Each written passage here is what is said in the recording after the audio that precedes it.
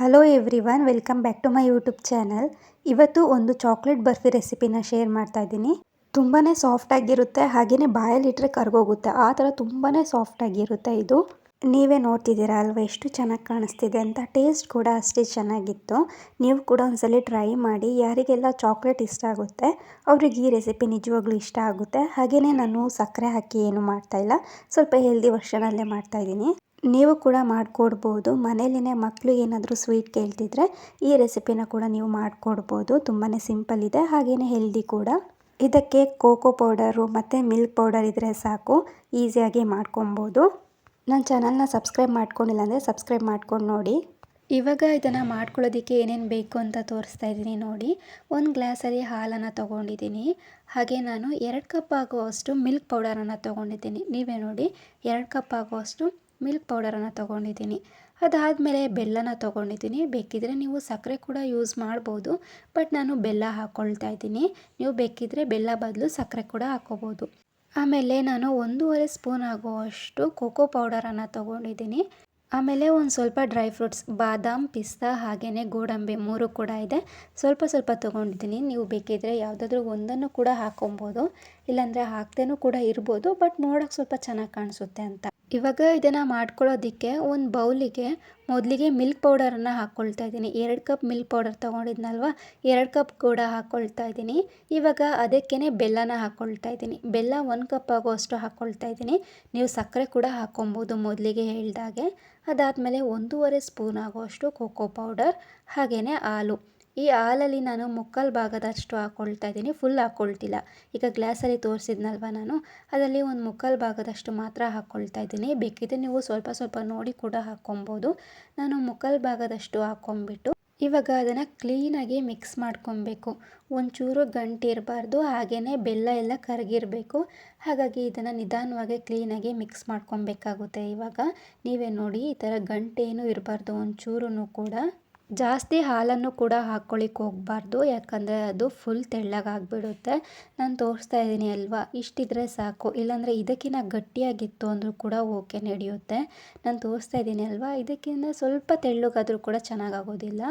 ಇವಾಗ ಇದಕ್ಕೆ ತೋರಿಸ್ತಾ ಇದ್ದೀನಿ ನೋಡಿ, ನಾನು ಎಷ್ಟು ಹಾಲು ಹಾಕಿದ್ದೆ, ಇನ್ನೆಷ್ಟು ಉಳಿಸಿದ್ದೀನಿ ಅಂತ. ಅಷ್ಟು ಹಾಲನ್ನು ನಾನು ಉಳಿಸಿದ್ದೀನಿ. ಇವಾಗ ಇದು ರೆಡಿ ಆಯಿತು. ಇವಾಗ ಸ್ಟವ್ ಮೇಲೆ ಒಂದು ಪ್ಯಾನನ್ನು ಇಟ್ಕೊಂಡ್ಬಿಟ್ಟು ಅದಕ್ಕೆ 2 ಸ್ಪೂನ್ ಆಗುವಷ್ಟು ತುಪ್ಪನ ಹಾಕ್ಕೊಳ್ತಾ ಇದ್ದೀನಿ. ಅದಾದಮೇಲೆ ನಾನು ಮಿಕ್ಸ್ ಮಾಡಿ ಇಟ್ಕೊಂಡಿದ್ನಲ್ವ ಮಿಲ್ಕ್ ಪೌಡರ್ನೆಲ್ಲ ಹಾಕಿ, ಅದನ್ನು ಹಾಕ್ಕೊಳ್ತಾ ಇದ್ದೀನಿ. ಇವಾಗ ಅದನ್ನು ಹಾಕ್ಕೊಂಬಿಟ್ಟು ನಿಧಾನವಾಗಿ ಇದನ್ನು ತಿರುಗಿಸ್ತಾ ಇರಬೇಕು. ಮೀಡಿಯಮ್ ಫ್ಲೇಮಲ್ಲೇ ಇಟ್ಕೊಂಡು ಇದನ್ನು ಈ ಥರ ತಿರುಗಿಸ್ತಾನೆ ಇರಬೇಕಾಗುತ್ತೆ. ಆಮೇಲೆ ಸ್ವಲ್ಪ ಸ್ವಲ್ಪನೇ ಗಟ್ಟಿಯಾಗ್ತಾ ಬರುತ್ತೆ. ನೀವೇ ನೋಡಿ ಆವಾಗಲೇ ಎಷ್ಟು ತೆಳ್ಳಗಿತ್ತು ಅಂತ. ಇವಾಗ ಸ್ವಲ್ಪ ಗಟ್ಟಿಯಾಗ್ತಾ ಇದೆ. ಹಾಗೆಯೇ ನೀವು ಸ್ಪೂನ್ ತೊಗೊಂಡು ಇದೇ ಥರ ತಿರುಗಿಸ್ತಾನೆ ಇರಬೇಕಾಗುತ್ತೆ. ಸ್ವಲ್ಪ ಸ್ವಲ್ಪನೇ ಗಟ್ಟಿಯಾಗ್ತಾ ಬರ್ತಾ ಇರುತ್ತೆ. ಬೇಕಿದ್ದರೆ ನೀವು ಮಧ್ಯ ತುಪ್ಪ ಕೂಡ ಹಾಕ್ಕೊಬೋದು, 1 ಸ್ಪೂನ್ ಆಗುವಷ್ಟು. ಇಲ್ಲಾಂದರೆ ಹೀಗೇ ಮಿಕ್ಸ್ ಮಾಡಿಕೊಂಡ್ರೂ ಕೂಡ ಆಗುತ್ತೆ. ನಾನು 1 ಸ್ಪೂನ್ ಆಗುವಷ್ಟು ಮಧ್ಯ ತುಪ್ಪ ಕೂಡ ಹಾಕ್ಕೊಂಡಿದ್ದೀನಿ. ತುಪ್ಪನ ಹಾಕ್ಕೊಂಡು ಕ್ಲೀನಾಗಿ ನಾನು ಮಿಕ್ಸ್ ಮಾಡ್ಕೊಳ್ತಾನೇ ಇದ್ದೆ. ಮೀಡಿಯಮ್ ಫ್ಲೇಮಲ್ಲೇ ಇಟ್ಕೊಂಡ್ಬಿಟ್ಟು ತಿರುಗಿಸ್ತಾನೆ ಇದ್ದರೆ ಸ್ವಲ್ಪ ಸ್ವಲ್ಪನೇ ಗಟ್ಟಿ ಆಗ್ತಾ ಬರುತ್ತೆ. ಮೊದಲಿಗಿನ್ನ ನೋಡಿ ಇವಾಗ ಎಷ್ಟು ಗಟ್ಟಿಯಾಗಿದೆ ಅಂತ. ನಾವು ಮಾಮೂಲಿ ಕೇಸರಿ ಬಾತ್ ಎಲ್ಲ ಮಾಡ್ತೀವಲ್ಲ, ಆ ಥರ ಇದು ಗಟ್ಟಿಯಾಗಿ ಆಗಬೇಕು. ಹಾಗಾಗಿ ಇದನ್ನು ಮಿಕ್ಸ್ ಮಾಡ್ಕೊಳ್ತಾನೆ ಇರಬೇಕು. ಎಷ್ಟು ಗಟ್ಟಿಯಾಗುತ್ತೋ ಅಷ್ಟು ಗಟ್ಟಿ ಆಗ್ತಾನೆ ಇರುತ್ತೆ. ಇದನ್ನು ಮಾಡ್ಕೊಳ್ಳೋದು ತುಂಬ ಸ್ವಲ್ಪ, ಆದರೆ ಇದು ಸ್ವಲ್ಪ ಟೈಮ್ ತಗೊಳ್ಳುತ್ತೆ. ಇದು ಗಟ್ಟಿಯಾಗಬೇಕಲ್ವ, ಹಾಗಾಗಿ ಇದು ಸ್ವಲ್ಪ ಟೈಮ್ ತಗೊಳ್ಳುತ್ತೆ ಅಷ್ಟೇ. ನೀವೇ ನೋಡಿ ಇವಾಗ ಎಷ್ಟು ಗಟ್ಟಿಯಾಗಿದೆ ಅಂತ. ಇವಾಗ ಒಂದು ಪ್ಲೇಟ್ ತೊಗೊಂಡಿದ್ದೀನಿ ನಾನು. ನಿಮಗೆ ಯಾವುದಾದ್ರೂ ಟ್ರೇ ಇದ್ದರೆ ಕೂಡ ಆಗುತ್ತೆ. ಇವಾಗ ಅದಕ್ಕೆ 1 ಸ್ಪೂನ್ ಆಗುವಷ್ಟು ತುಪ್ಪನ ಹಾಕ್ಕೊಂಬಿಟ್ಟು ಇವಾಗ ತಟ್ಟೆ ಫುಲ್ಲು ಅದನ್ನು ಸ್ಪ್ರೆಡ್ ಮಾಡ್ಕೊಬೇಕು. ಬಟರ್ ಪೇಪರ್ ಇದ್ದರೆ ಬಟರ್ ಪೇಪರ್ನ ಕೂಡ ಹಾಕ್ಕೊಬೋದು.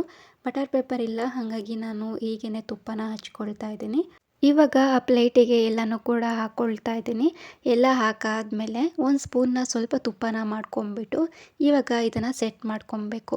ನಾನು ಈ ಥರ ಮಾಡ್ಕೊಂಡಿದ್ದೀನಿ ನೋಡಿ, ಹಾಗೆಯೇ ಸ್ಪೂನಲ್ಲೇ ಸೆಟ್ ಮಾಡ್ಕೊಂಡಿದ್ದೀನಿ ಬಿಸಿ ಇದ್ದಾಗಲೇ. ಅದಾದಮೇಲೆ ನಾನು ಡ್ರೈ ಫ್ರೂಟ್ಸ್ನ ತೋರಿಸಿದ್ನಲ್ವ ಮೊದಲಿಗೆ, ಇವಾಗ ಮೊದಲಿಗೆ ನಾನು ಬಾದಾಮನ್ನ ಕಟ್ ಮಾಡ್ಕೊಂಬಿಟ್ಟು ಅದ್ರ ಮೇಲೆ ಹಾಕ್ಕೊಳ್ತಾ ಇದ್ದೀನಿ. ಡ್ರೈ ಫ್ರೂಟ್ಸ್ ಇಲ್ಲಾಂದರೂ ಕೂಡ ಆಗುತ್ತೆ, ಬಟ್ ಸ್ವಲ್ಪ ನೋಡೋಕ್ಕೂ ಕೂಡ ಚೆನ್ನಾಗಿರುತ್ತೆ, ಬಾಯಿಗೆ ಸಿಗ್ತಿರುತ್ತೆ ಅಂತ. ಅದಾದಮೇಲೆ ಗೋಡಂಬಿನ ಕೂಡ ಸ್ವಲ್ಪ ಹಾಕ್ಕೊಳ್ತಾ ಇದ್ದೀನಿ ಕಟ್ ಮಾಡಿಕೊಂಡು. ಅದಾದಮೇಲೆ ಪಿಸ್ತಾನೂ ಕೂಡ ಸಣ್ಣದಾಗೆ ಕಟ್ ಮಾಡಿಕೊಂಡು ಡ್ರೈ ಫ್ರೂಟ್ಸ್ನ ಎಲ್ಲನೂ ಕೂಡ ಇದೇ ಥರ ಹಾಕ್ಕೊಂಡಿದ್ದೀನಿ. ಅದಾದಮೇಲೆ ಅದೇ ಸ್ಪೂನಲ್ಲಿ ಮತ್ತೆ ಅದನ್ನು ಸ್ವಲ್ಪ ಪ್ರೆಸ್ ಮಾಡ್ಕೊಬೇಕು, ಜಾಸ್ತಿ ಏನು ಬೇಡ. ಸ್ವಲ್ಪ ಈ ಥರ ಲೈಟಾಗಿ ಪ್ರೆಸ್ ಮಾಡಿಕೊಂಡ್ರೆ ಸಾಕು. ಇಷ್ಟು ಮಾಡಿದ್ರೆ ಇದು ರೆಡಿ ಆಯಿತು. ಇದನ್ನು ಇವಾಗ ತಣ್ಣಗಾಗ್ಲಿಕ್ಕೆ ಬಿಡಬೇಕು. ತಣ್ಣಗಾದಮೇಲೆ ಇವಾಗ ಕಟ್ ಮಾಡ್ಕೊಳ್ತಾ ಇದ್ದೀನಿ ನೋಡಿ. ಇವಾಗ ಇದನ್ನು ನಿಮಗೆ ಯಾವ ಶೇಪಲ್ಲಿ ಬೇಕೋ ಆ ಶೇಪಲ್ಲಿ ಕಟ್ ಮಾಡ್ಕೊಬೋದು. ನಿಮಗೆ ಸ್ಕ್ವೇರ್ ಬೇಕಾ, ಯಾವುದಾದ್ರೂ ಬೇಕಾದರೂ ನೀವು ಮಾಡ್ಕೊಬೋದು. ನಾನು ಈ ಥರ ಕಟ್ ಮಾಡ್ಕೊಳ್ತಾ ಇದ್ದೀನಿ. ಇಷ್ಟು ಮಾಡಿದ್ರೆ ಸ್ವೀಟ್ ರೆಡಿನೇ ಆಗೋಯ್ತು. ತುಂಬಾ ಟೇಸ್ಟಿಯಾಗಿರುತ್ತೆ. ನೀವೇ ನೋಡಿದ್ರಲ್ವ, ಮನೇಲೇ ಈಸಿಯಾಗಿ ಮಾಡ್ಕೊಬೋದು. ನಿಮಗೂ ಈ ರೆಸಿಪಿ ಇಷ್ಟ ಆಗಿದೆ ಅಂತ ಅಂದ್ಕೊಳ್ತೀನಿ. ಇಷ್ಟ ಆಗಿದ್ದರೆ ಲೈಕ್ ಮಾಡಿ. Thank you for watching.